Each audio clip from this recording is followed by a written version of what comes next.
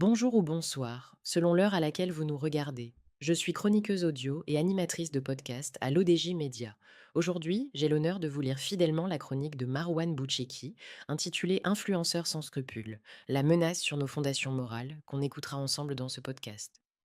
L'auteur commence son article ainsi: à l'origine, les réseaux sociaux avaient une vocation: créer des espaces de créativité, de partage et de savoir.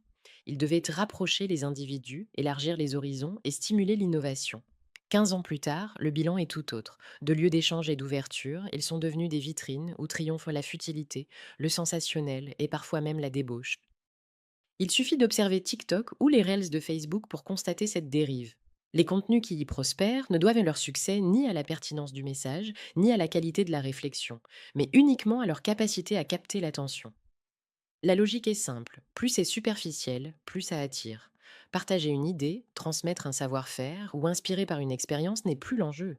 Désormais, l'essentiel est de générer du buzz, fût-ce au prix du ridicule, de la vulgarité ou de la provocation. Un phénomène inquiétant se dessine: la multiplication de vidéos qui véhiculent des modèles de vie décadents. Certaines influenceuses, plutôt que d'incarner des figures d'inspiration, misent sur la provocation et la futilité, allant parfois jusqu'à normaliser des comportements contraires à toute éthique sociale. Ces contenus ne sont pas anodins. Ils transmettent des messages insistants qui banalisent la débauche et sapent les repères d'une société encore largement attachée à ses valeurs traditionnelles et à une culture conservatrice. L'auteur pense que les conséquences sont graves. D'un côté, ces pratiques favorisent une normalisation de la vulgarité et de la décadence morale.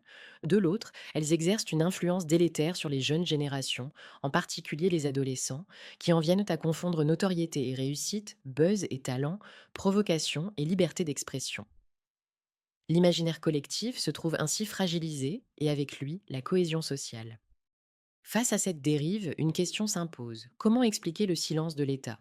La liberté d'expression est un droit fondamental, certes, mais elle ne saurait servir de prétexte à la prolifération de contenus qui sapent les fondements de la morale et menacent l'équilibre social.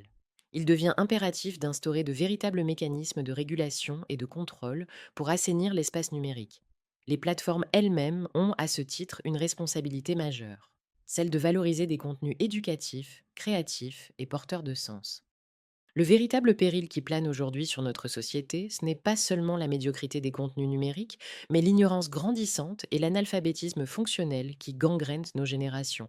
Quand une nation place les divertissements et les futilités au-dessus du savoir et de l'éducation, elle se condamne à la décadence. Et que dire de notre système éducatif, mourant, essoufflé, incapable de redresser la tête malgré des décennies de réformettes stériles? Il ne s'agit plus de bricoler, il s'agit de reconstruire, de remettre l'école au centre du projet national. Car sans éducation, il n'y a ni citoyenneté éclairée, ni société digne. L'académicien américain Derek Bock le disait avec une lucidité implacable: si vous trouvez que l'éducation est coûteuse, essayez donc l'ignorance. Une phrase qui devrait résonner comme un avertissement pour nous tous. Mais la responsabilité n'incombe pas qu'au pouvoir public. Les utilisateurs aussi doivent prendre conscience de leur rôle. En refusant de cautionner la médiocrité par leur vue et leur partage, ils peuvent inverser la tendance.